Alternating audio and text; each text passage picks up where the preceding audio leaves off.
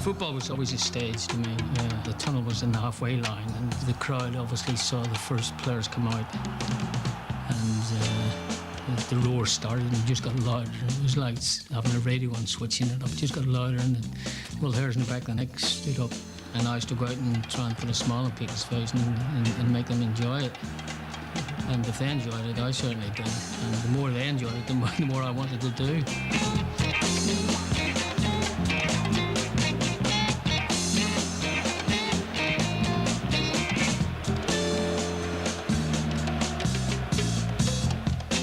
Said to me one day, I've got this special kid and you've got to see him. And I saw his first game against West Bromwich Albion when he made an absolute monkey of their full-back, like Echo Williams.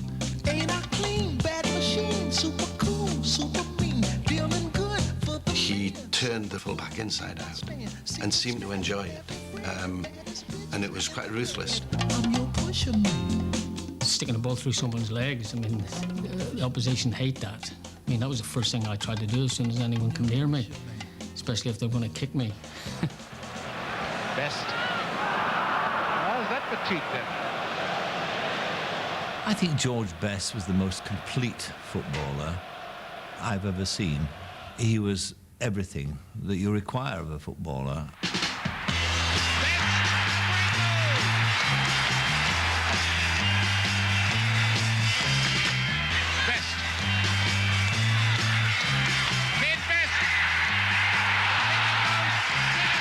If you were a Man United fan, you'd travel miles.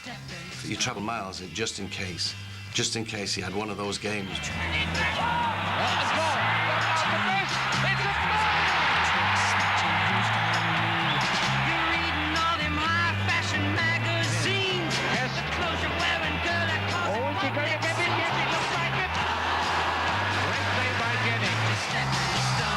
His speed of thinking was so brilliant, and his doggedness, he just never gave up on the ball. It's McCready, and McCready's made a catch, and it's a magnificent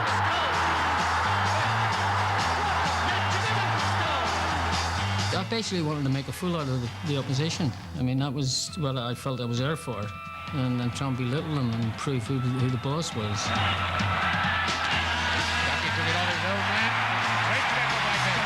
George in full flight with the hair flowing and the feet twinkling, and he's ducking and dodging and diving, and a tiny little movement of the body that would send a fullback falling over off balance. I mean, you could put George in the Serengeti in Africa and he wouldn't be able to play. George Best did the choreography.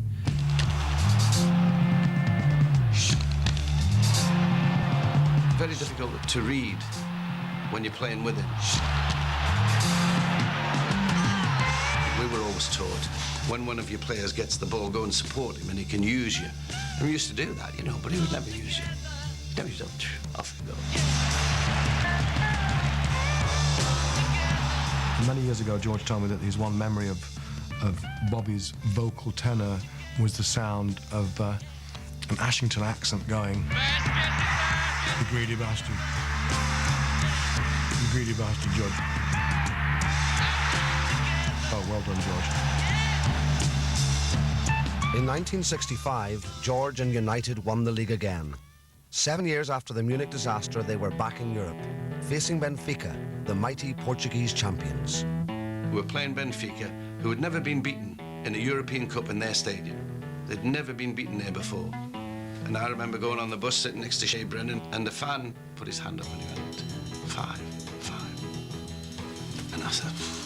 Benfica playing all in white, kick off. You thought it was going to be difficult. They were a good side. And Sir Matt, for the first time I can ever remember, it said sort of, you know, let's see how it goes, instead of, you know, just saying go out and go for it. Here comes Best. Out to third. That was his best game.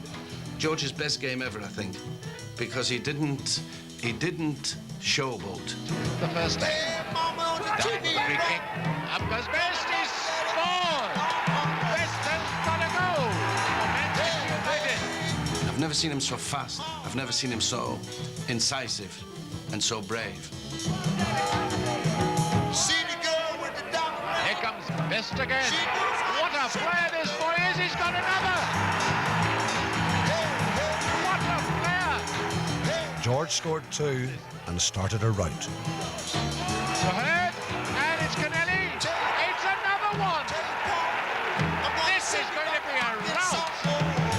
And here comes Greeran to get number 4 again. A lovely one to Charlton. This will be in number 5, I should think.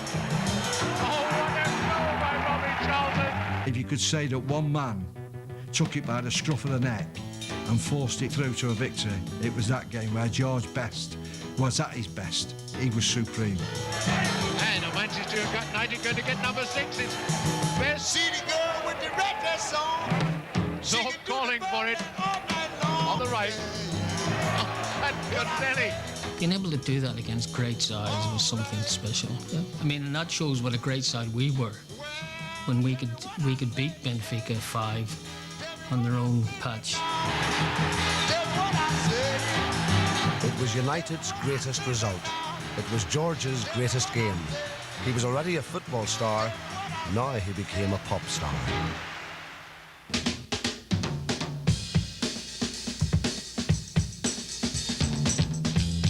George coming home, he bought himself a huge sombrero. And as he came off the plane in Manchester, he stuck it on the back of his head. He knew what he was doing okay. Come on, come on, come on, come on. It was El Beatle. So that was it, probably started hitting the front pages as well as the back pages. So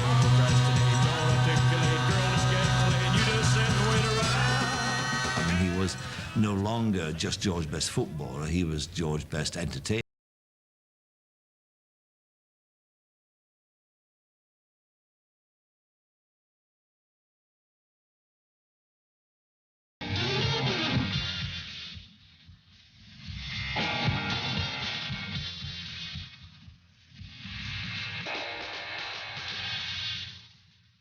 George started glamour in football.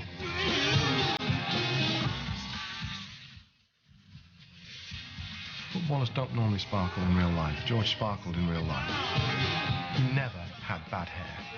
I mean, how many footballers we said that? He never had bad hair. I'm not the only souls.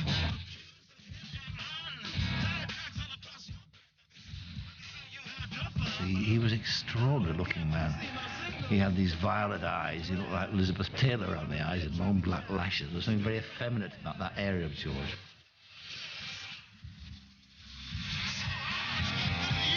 We sort of winked at the barmaids in the pubs. He sort of had the Miss Worlds winking at him.